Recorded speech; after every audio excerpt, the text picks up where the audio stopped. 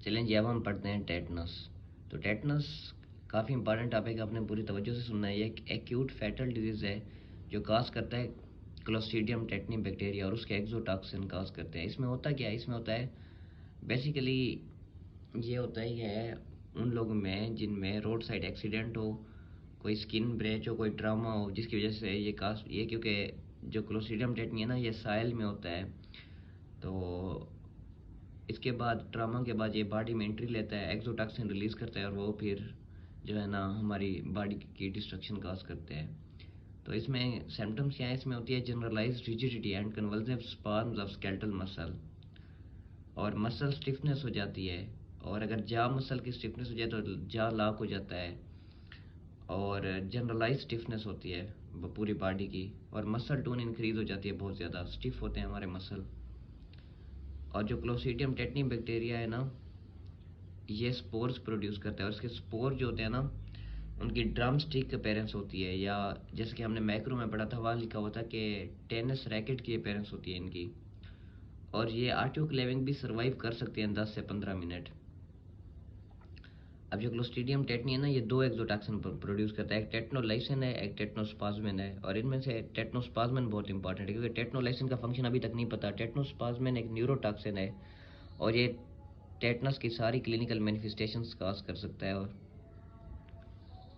अब पैथोजेंसिस की बात करें तो क्लोस्ट्रीडियम टेटनी बॉडी के अंदर, जैसे मैंने बताया, वुंड में के थ्रू इंटर करता है, और ये एनारोबिक कंडीशन में सर्वाइव करता है और अपने आप को स्प्रेड करता है। अब ये क्या है? ये इंटरफेयर करता है विद रिलीज ऑफ न्यूरोटॉक्सिन, और इनहिबिटरी इम्पल्स को ब्लॉक करता है, और ज़्यादा से ज़्यादा स्टिमुलेट करता है न्यूरोमस्कुलर जंक्शन को, एस्टाइलकोलिन के फंक्शन को। यानी कि इसकी वजह से अनअपोज्ड मसल कंट्रैक्शन और स्पाज्म होते हैं, सीजर्स भी हो सकते हैं। तो ट्रीटमेंट क्या है? सबसे पहले तो हमने अनबाउंड टॉक्सिन को न्यूट्रलाइज करना है, जिसके लिए हमने ह्यूमन टेटनस इम्यूनोग्लोबुलिन देना है, और इसके 3000 से 6000 यूनिट देने हैं। फर्दर टॉक्सिन प्रोटेक्शन को कैसे प्रिवेंट करना है? वुंड को डिब्रेड करना है, और एंटीबायोटिक मेट्रोनिडाजोल देनी है 1 to 2 वीक के लिए। स्पाज्म्स को कैसे कंट्रोल करना है? क्वाइट रूम में नर्सिंग करनी है, अननेसेसरी स्टिमुलाई को अवॉइड करना है, और एयरवे को प्रोटेक्ट करना है। इसके अलावा हमने पेशेंट को काम करने के लिए बेंजोडाइज़ेपिन थेरेपी देनी है, और diazepam up to 250 mg per day देना है। बारबिटूरेट और क्लोरोम्फेनिकोल देना है। स्पोर्टिव केयर में एयरवे को प्रोटेक्ट करना है हमने, हाइड्रेशन और न्यूट्रिशन को मेंटेन करना है, बेड सोर्स को प्रिवेंट करना है, बावल ब्लैडर और फ्लूइड की मॉनिटरिंग करनी है, कार्डियोपल्मोनरी मॉनिटरिंग करनी है। और जो पेशेंट रिकवर कर रहे हों तो उनको हमने एक्टिव वैक्सीनेशन देनी है। अब बात करते हैं टेटनस प्रोन वुंड क्या है। तो ऐसा वुंड जो सस्टेन हो more than 6 hour before surgical treatment, या कोई भी वुंड जो जिसका इंटरवल स्पेसिफिक ना हो, जो सस्टेन्ड हो at any interval after injury which is puncture type or show devitalised tissue or contaminated with soil, तो उसको हम टेटनस प्रोन वुंड कहते हैं।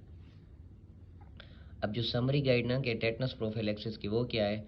अगर एक पेशेंट को इंजरी हुई है, ट्रामा हुआ है, अब हम उसके वुंड को असेस करेंगे। अगर होगा क्लीन और माइनर वुंड, और फिर हम पेशेंट से सवाल करेंगे कि क्या आपने अपना टेटनस डिप्थीरिया सीरीज पूरी कर ली है। अगर वो कहेगा यस, तो हम कहेंगे आपने 10 साल के अंदर अंदर डोज ली थी वैक्सीन की, टेटनस वैक्सीन की। अगर वो कहेगा यस, तो हमें कोई वैक्सीन नहीं देनी। अगर वो कहेगा नो, यानी कि 10 साल के अंदर नहीं ली थी, ज़्यादा टाइम हो गया, तो आपने टेटनस वैक्सीन एडमिनिस्टर करनी है। अगर अब हमारा पहला जो सवाल था कि क्या आपने टेटनस डिप्थीरिया सीरीज़ कंप्लीट की थी वैक्सीनेशन की, अगर वो कहेगा मुझे नहीं पता, या वो कहेगा मैंने नहीं की कंप्लीट, तो आप वैक्सीन उसी वक्त एडमिनिस्टर करेंगे।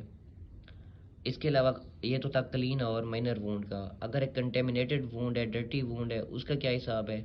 उससे भी सेम यही सवाल करेंगे पेशेंट से कि आपने टेटनस डिप्थीरिया सीरीज़ कंप्लीट की है। अगर वो कहेगा येस, तो हम कहेंगे, क्योंकि क्लीन वुंड के लिए 10 साल का कहा था, आप डर्टी वुंड के लिए कहेंगे कि आपने 5 साल के अंदर अंदर डोज ली है। अगर वो कहेगा येस, तो वैक्सीन नहीं चाहिए, नहीं देंगे उसे। अगर वो कहेगा नो, तो फिर उसे उसी वक्त वैक्सीन एडमिनिस्टर कर देंगे। और अगर डर्टी वुंड वाला पेशेंट ये कहेगा कि मैंने टेटनस डिप्थीरिया सीरीज़ कंप्लीट नहीं की, हमारा पहला सवाल का आंसर नो होगा, तो फिर हम उसे वैक्सीन भी देंगे। और ये इजाफी पॉइंट है, वैक्सीन के साथ हम टेटनस इम्यूनोग्लोबुलिन भी देंगे।